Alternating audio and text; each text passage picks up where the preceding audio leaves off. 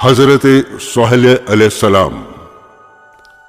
حضرت ہود کی امت جو عاد کہلاتی تھی وہ اللہ تعالیٰ کے عذاب سے ہلاک ہو گئی، اور اس میں کے باقی بچے ہوئے لوگ پھر آباد ہوئے۔ ان کی اولادیں ہوتی گئیں، بڑھتی گئیں۔ انہوں نے اپنا نام سمود رکھا۔ یہ لوگ بھی آہستہ آہستہ بت پرستی کرنے لگے اور برے کاموں میں پڑ گئے، تو اللہ تعالیٰ نے ان کے پاس حضرت صالح علیہ السلام کو نبی بنا کر بھیجا۔ انہوں نے اپنی قوم سے کہا کہ اللہ کی عبادت کرو، اس کے سوا تمہارا کوئی معبود نہیں۔ اور دیکھو، اللہ تعالیٰ نے قوم ہود کے بعد تم کو سردار بنایا اور زمین پر آباد کیا۔ تم زمین میں بڑے بڑے محل بناتے ہو اور اپنے پہاڑوں کو کاٹ کاٹ کر اس پر بھی گھر تراشتے ہو۔ تم اللہ کی نعمتوں کا شکر ادا کرو اور زمین میں فساد مت پھیلاؤ۔ حضرت صالح علیہ السلام برابر اللہ تعالیٰ کا پیغام ان کو پہنچاتے رہے، مگر کوئی ان کی نہ سنتا، بلکہ الٹا مذاق اڑاتے۔ آخر کار ان لوگوں نے فیصلہ کر لیا کہ حضرت صالح علیہ السلام سے کہا جائے، اگر سچے نبی ہیں تو اس پہاڑ میں سے اونٹنی پیدا کر دیں، ہم آپ پر ایمان لے آئیں گے اور جانیں گے کہ آپ سچے نبی ہیں۔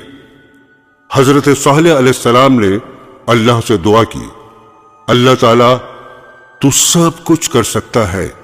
اللہ تعالیٰ نے حضرت صالح کی دعا قبول کی اور ایک پہاڑی سے اونٹنی کو پیدا کر دیا، لیکن ان کی قوم یہ سچائی دیکھنے کے بعد پھر بھی ایمان نہیں لائی۔ یہ اللہ کی اونٹنی ایسی تھی کہ جس چشمے پر جا کر پانی پیتی تھی سب پانی ختم کر دیتی تھی۔ اب تو ان کی قوم کے لوگ اور بھی پریشان ہوئے۔ حضرت صالح علیہ السلام نے اپنی قوم سے کہا کہ دیکھو، اس اونٹنی کے لیے باری مقرر کر لو، ایک روز تمہارے جانور چشمے سے پانی پیئے اور ایک روز یہ اونٹنی پیئے، لیکن دیکھو اس کو بری نیت سے ہاتھ نہ لگانا، یعنی اس کو تکلیف نہ پہنچانا، ورنہ تمہارے حق میں اچھا نہیں ہوگا۔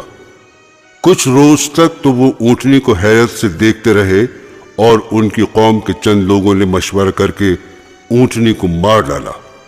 حضرت صالح علیہ السلام کو اس کی خبر ہوئی تو آپ کو بہت رنج ہوا، اور انہوں نے اپنی قوم سے کہا، میں نے تم کو منع کیا تھا کہ اس اونٹنی کو تکلیف مت دینا، ورنہ تم پر جلد اللہ کا عذاب آئے گا، مگر تم نے نہیں مانا۔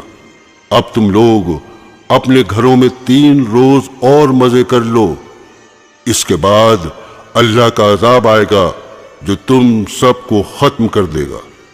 چنانچہ ایسا ہی ہوا۔ اللہ تعالیٰ نے حضرت صالح علیہ السلام اور ان لوگوں کو بچا لیا جو ایمان لے آئے تھے، لیکن جو لوگ ایمان نہیں لائے تھے ایک بڑی ہیبت ناک اور خوفناک آواز پیدا ہوئی، جس سے وہ اپنے گھروں میں اوندھے پڑے رہ گئے اور مر گئے۔ ایسا معلوم ہوتا تھا کہ کبھی یہ یہاں رہتے ہی نہ تھے۔